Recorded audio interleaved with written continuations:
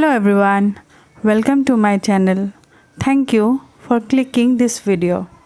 Today we are going to discuss first chapter of macroeconomics of class 12. The chapter name is Introduction to Macroeconomics. So let's start the video. Macroeconomics deals with the aggregate economic variables of any economy. Macroeconomics जितने भी economic variables होता है उनके aggregates के साथ deal करता है. ये मैक्रोइकनॉमिक्स इंटरलिंकेज रखता है इकनॉमी के डिफरेंट सेक्टर्स के साथ, यानी कि जैसे हाउस होल्ड, फार्म, ये सब सेक्टर्स के कैसे इंटरलिंकेजेस, कैसे एक सेक्टर दूसरा सेक्टर के ऊपर डिपेंड है, उसे शो करता है. Macroeconomics sees an economy as a combination of 4 sectors. Macroeconomics में हम चार सेक्टर्स के काम को देखते हैं, क्योंकि यहाँ पे ये 4 सेक्टर एक दूसरे के ऊपर डिपेंड है. ये 4 सेक्टर्स है households, firms, government and external sector. Emergence of macroeconomics. Macroeconomics emerge कहाँ से हुआ, कहाँ से हमें पता चला कि मैक्रोइकनॉमिक्स की हमें ज़रूरत है? तो ये था ईयर 1930, जब ग्रेट डिप्रेशन का पीरियड चल रहा था. 1930 is take as a period of great depression. In this year we have to face lot of problems. The problem like unemployment, demand for goods in the market is high but the supply is low. Factories are laying idle. Workers were thrown out of jobs. This type of problems are seen in the economy. At that time, the British economist John Maynard Keynes published his celebrated book, The General Theory of Employment, Interest and Economy, in 1936. Keynes' book was an attempt in this direction. Unlike his predecessors, his approach was to examine the working of the economy in its entirety and examine the interdependence of the different sectors. The subject of macroeconomics was born. 1930 के great depression के time में John Maynard नाम के British economist थे, जिन्होंने अपनी book को publish किया, और उनकी बुक के थ्रू हमें ये पता चला कि ग्रेट डिप्रेशन के टाइम पे जितने भी प्रॉब्लम्स एमर्ज हुए हैं उन्हें सॉल्व किस तरीके से करना है. केन्स ने बहुत ही अलग तरह का अपना थ्योरी प्रेजेंट किया, जिसके बेसिस पे हम लोगों ने ग्रेट डिप्रेशन के टाइम पे सारे प्रॉब्लम्स को सॉल्व किया. यहाँ पे उन्होंने हर एक डिफरेंट सेक्टर्स के लिए अलग तरह के थ्योरी को बनाया, जिसको फॉलो करके ग्रेट डिप्रेशन के प्रॉब्लम्स को सॉल्व किया गया.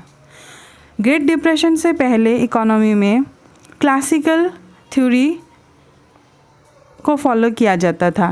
क्लासिकल थ्योरी के अकॉर्डिंग ये माना जाता था कि अगर कोई लेबर काम करना चाहता है, the labourers who are ready to work will find employment. जिनको काम करने का मन है उन्हें काम ज़रूर मिलेगा, क्योंकि क्लासिकल थ्योरी बेसिकली बेस करता है लेजर स्फीयर इकनॉमी में. यहाँ पे ये कंसिडर किया जाता है कि इकनॉमी में हमेशा फुल एम्प्लॉयमेंट रहेगा. पर इस थ्योरी को हम लोग ग्रेट डिप्रेशन के समय फॉलो नहीं कर पाए.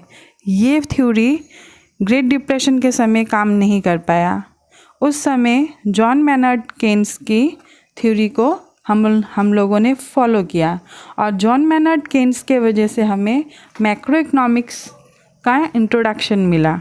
तो मैक्रो इकनॉमिक्स की ज़रूरत हमें ज़्यादातर 1930 के ईयर से पड़ी, जब जॉन मैनार्ड केन्स ने अपने न्यू आइडियाज़ हमारे सामने प्रेजेंट किए. Capitalist economy. ग्रेट डिप्रेशन के टाइम पे, क्योंकि ये प्रॉब्लम ब्रिटेन से स्टार्ट हुआ था पहले, तो ग्रेट डिप्रेशन के टाइम पे इस थ्योरी को पहले अप्लाई किया गया था कैपिटलिस्ट कंट्रीज़ में. तो कैपिटलिस्ट कंट्रीज़ में कैपिटलिस्ट इकनॉमी रन किया जाता है. कैपिटलिस्ट इकनॉमी का मतलब होता है ऐसा इकनॉमी जहाँ पे प्राइवेट सेक्टर्स का ऑनरशिप हो, और प्राइवेट सेक्टर्स हमेशा प्रोडक्शन प्रॉफिट मोटिव के लिए करती है। यहाँ पे वो जितने भी आउटपुट प्रोडक्ट करती है उनको वो मार्केट पे सेल के लिए भेजती है, और उनका मोटिव होता है प्रॉफिट अर्न करना। यहाँ पे लेबरर्स भी सेल होते हैं। There is a sale and purchase of labour services at a price which is called the wage rate. मतलब लेबर अपनी सर्विसेज प्रोवाइड करते हैं कंपनीज़ को, जिसके वजह से उन्हें वेज रेट मिलता है, एक मुआवजा मिलता है, एक सैलरी मिलता है लेबरर्स को। The labourers which is sold and purchased against wages is referred to as wage labour. Capitalist economy में जो भी काम होता है वो कैसे होता है उसे थोड़ा देखते हैं। कैपिटलिस्ट इकनॉमी में प्रोडक्शन किया जाता है, और ये प्रोडक्शन हम कैपिटलिस्ट इकनॉमी कैपिटल, लैंड और लेबर के मदद से करता है। यहाँ पे जो भी एंटरप्रेन्योर प्रोडक्शन करता है वो कैपिटल, लैंड, लेबर जो कि फैक्टर्स ऑफ प्रोडक्शन है, इनको यूज़ करके प्रोडक्शन करता है। जब प्रोडक्शन हो जाता है, होने के बाद आउटपुट्स को सेल करने के लिए मार्केट में भेजा जाता है, और जो ये सेल करके पैसा मिलता है उसे रेवेन्यू बोला जाता है। The money that is earned by selling the product in the market is known as revenue. और इस रेवेन्यू को हम लोग डिवाइड करते हैं। डिवाइड करके हम लैंड जो यूज़ किया हम लोगों ने प्रोडक्शन में, उसके लिए हम इस रेवेन्यू के थ्रू रेंट पे करते हैं। यानी कि रेवेन्यू जब मिल गया हमें किसी भी प्रोडक्शन को मार्केट में सेल करके, तो उस रेवेन्यू का एक हिस्सा हम लोगों ने पे किया रेंट के रूप में, क्योंकि हमने लैंड यूज़ किया था। उसी तरीके से हम लोगों ने कैपिटल भी यूज़ किया था अपने प्रोडक्शन पे, तो कैपिटल के लिए हम लोग पे करेंगे इंटरेस्ट। और इस प्रोडक्शन फंक्शन में हम लोगों ने लेबर भी यूज़ किया, तो लेबर्स को जो सैलरी मिलेगा उसे हम वेजेस बोलेंगे। जब रेंट, इंटरेस्ट और वेजेस पे हो चुका होगा, तब जो बाकी रेवेन्यू बच जाता है वो एंटरप्रेन्योर को मिलता है जो कि प्रोड्यूसर है।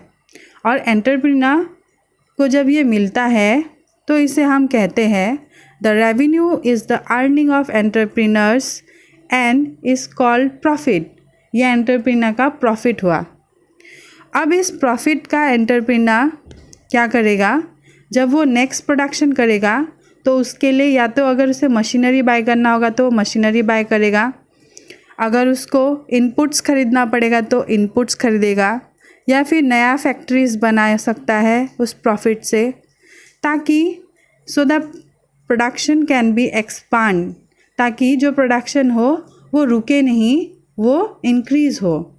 तो इस प्रॉफिट्स को एंटरप्रेन्योर यूज़ करेगा प्रोडक्शन पर्पस के लिए।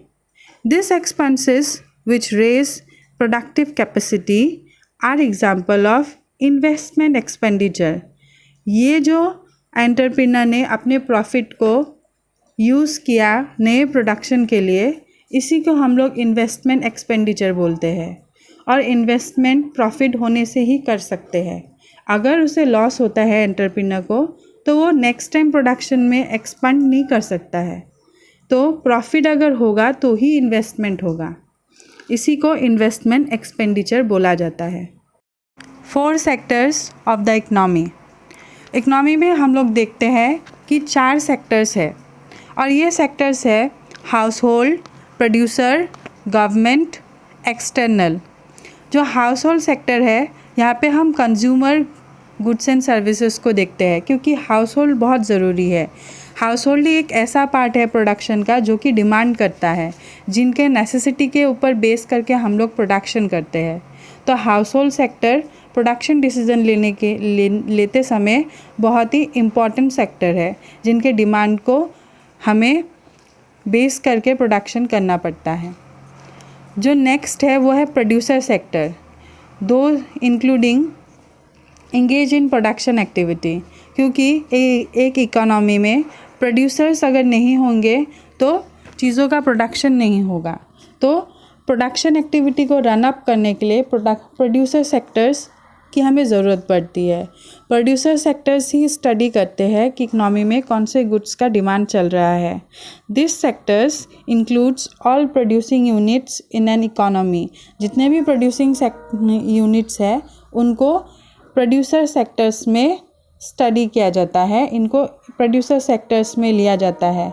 जैसे लैंड, लेबर, कैपिटल, इनको हम लोग प्रोड्यूसर सेक्टर्स में इंक्लूड करते हैं। जो थर्ड सेक्टर्स है वो है गवर्नमेंट सेक्टर। गवर्नमेंट सेक्टर्स का भी बहुत बड़ा रोल होता है प्रोडक्शन में, क्योंकि ये मेंटेन करता है बैलेंस रिच और पुअर पीपल्स के डिमांड के बीच में। It also act as producer of goods and services in public sector enterprises. Government sector manage करता है बैलेंस रिच और पुअर के बीच में, और ये भी मेंटेन करता है कि सोसाइटी में वेलफेयर बना रहे, कैसे पब्लिक वेलफेयर लोगों को मिले।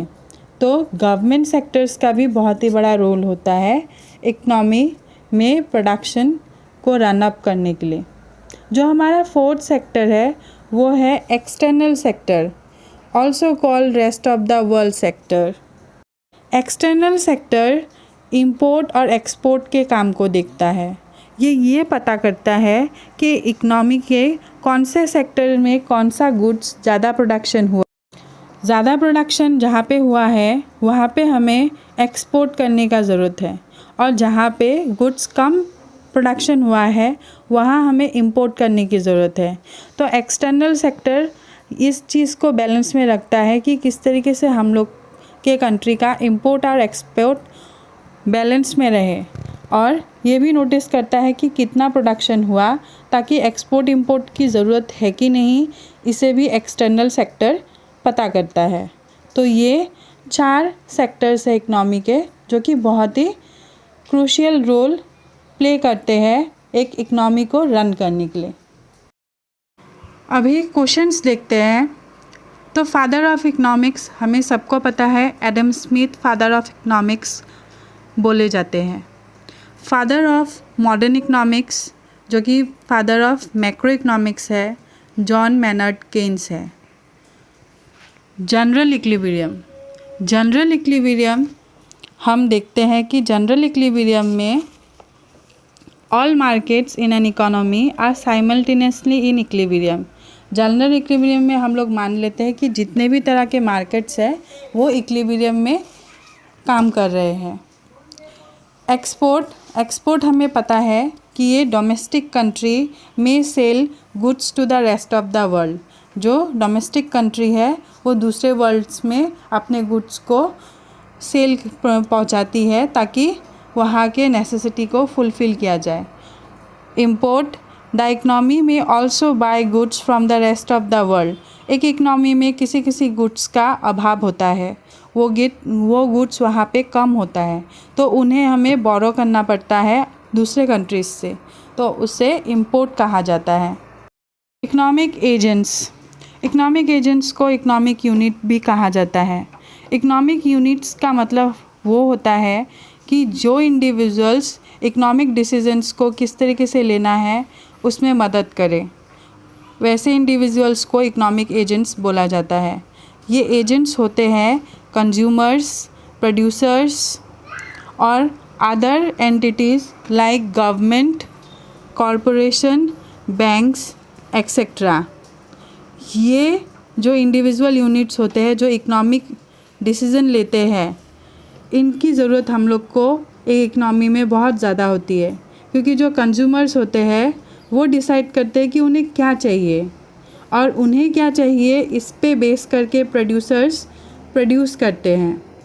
और उसी तरीके से जब प्रोडक्शन हो जाता है, होने के बाद government, corporation, bank which also take different economic decision like how much to spend, कितना खर्च करना है, कितना इंटरेस्ट रेट चार्ज करना है, कितना क्रेडिट होना चाहिए, कितना टैक्स लगाना चाहिए, इस तरह के डिसीजंस बैंक्स, कॉरपोरेशन, गवर्नमेंट लेते हैं। तो ये था आज का माइक्रो और मैक्रो इकोनॉमिक्स का कॉन्सेप्ट और माइक्रो और मैक्रो इकोनॉमिक्स के बीच का डिफरेंस। यहाँ पे हम लोगों ने क्लास 12th के इकोनॉमिक्स का माइक्रो इकोनॉमिक्स का फर्स्ट चैप्टर कंप्लीट किया है। आगे का भी थ्योरीज़ हम लोग डिस्कस करेंगे जो कि हम नेक्स्ट वीडियो में करेंगे। तो अगर वीडियो अच्छा लगे तो प्लीज़ चैनल को लाइक सब्सक्राइब कीजिए और आगे इस तरह के वीडियोस देखने के लिए मुझे कमेंट करके बताएं। वीडियो देखने के लिए थैंक यू। नमस्कार।